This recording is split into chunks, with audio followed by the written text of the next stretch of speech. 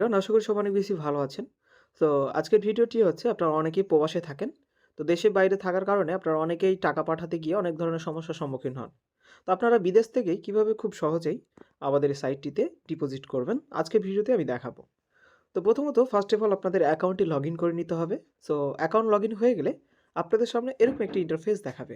So account login হওয়ার পর এখান থেকে আপনারা একটি ডিপোজিট অপশন দেখতে পাবেন। সো আপনাকে ডিপোজিট আইকনে ক্লিক করতে হবে। ডিপোজিট আইকনে ক্লিক করলে এখানে আপনার এরকম একটি ইন্টারফেস শো করবে। প্রথমত আপনাকে এখান থেকে পেমেন্ট মেথড সিলেক্ট করতে হবে। দ্যাটস বলতে আপনি কিসের মাধ্যমে পেমেন্টটা পাঠাবেন সেটা। তো এখানে দেখেন বিকাশ এজেন্ট আছে, নগদ এজেন্ট, বিকাশ পার্সোনাল এবং নগদ পার্সোনাল এবং রকেট পার্সোনাল আর কি। তো আপনি যেটার মাধ্যমে ডিপোজিট সম্পন্ন করবেন তো আপনাকে সেটার মাধ্যমে করতে হবে। তো আমি বিকাশ পার্সোনাল সিলেক্ট করছি। তো আপনারা অনেকে দেশের বাইরে থাকেন, তো আপনাদের জন্য বিকাশ পার্সোনাল বেস্ট হবে। আপনারা চাইলে বিকাশ এজেন্টও ইউজ করতে পারেন। এরপর আপনি এখান থেকে একটি বিকাশ পার্সোনাল নাম্বার পেয়ে যাবেন, যেমনটা আপনার স্ক্রিনে দেখতে পাচ্ছেন। এর পাশে একটা কপি অপশন আছে। সো কপিতে চাপ দিলে নাম্বারটি কিন্তু সম্পূর্ণরূপে কপি হয়ে গেল। সো কপি হয়ে যাওয়ার পর আপনি তো টাকা পাঠাবেন, হ্যাঁ? তো কত টাকা পাঠিয়েছেন আপনাকে অ্যামাউন্টটা এখানে দিতে হচ্ছে। তো আমি ৫০০ টাকা পাঠাইছি, ৫০০ টাকা অ্যামাউন্ট দিয়ে দিলাম।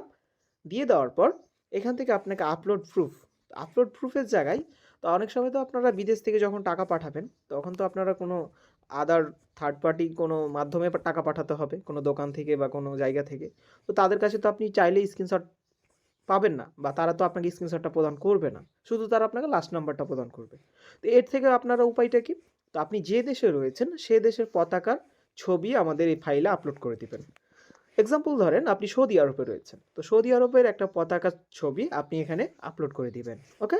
আপলোড করে দেওয়ার পর এখানে দেখেন ট্রান্সেকশন আইডি দিতে হবে। সো ট্রান্সেকশন আইডির জায়গায় আপনি কিভাবে কি করবেন? তো এ জায়গায় আপনাকে একটা কাজ করতে হবে। যেকোনো একটা সংখ্যা দিয়ে দিবেন। সংখ্যা দিয়ে দিলেন বা লিখে দিলেন লাস্ট নাম্বার কত থেকে গেছে। এরকম লিখার পর আপনি লাস্ট নাম্বার ৪ টা ডিজিট বলে দিবেন। ৪ টা অথবা ৬ টা ডিজিট আপনি বলে দিবেন। তো ৪ ডিজিট বললেই ইনাফ।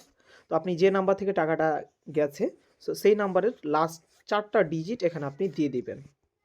এক্সাম্পল ধরেন আপনার 959445 এর নাম্বার থেকে আমার টাকাটা গেছে। তো আমি আমার এই লাস্ট ৪ ডিজিটের নাম্বার দিয়ে দিলাম। এরপর সাবমিট রিকোয়েস্টে ক্লিক করব।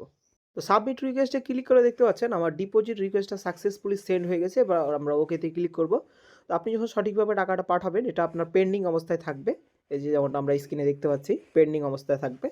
আপনার যখন এটা সম্পূর্ণরূপে সাকসেসফুলি হবে বা আপনি যখন সঠিকভাবে টাকাটা পাঠাবেন তখন খুব ইজিলি আপনার টাকাটা আপনার অ্যাকাউন্টে অ্যাড হয়ে যাবে। তখন এটা আপনার মেইন ব্যালেন্সে যুক্ত হয়ে যাবে। তো এভাবেই কিন্তু আপনারা খুব সহজেই দেশের বাইরে থেকে ডিপোজিট করতে পারবেন। আশা করি বিষয়টি আপনারা ক্লিয়ারলি ভাবে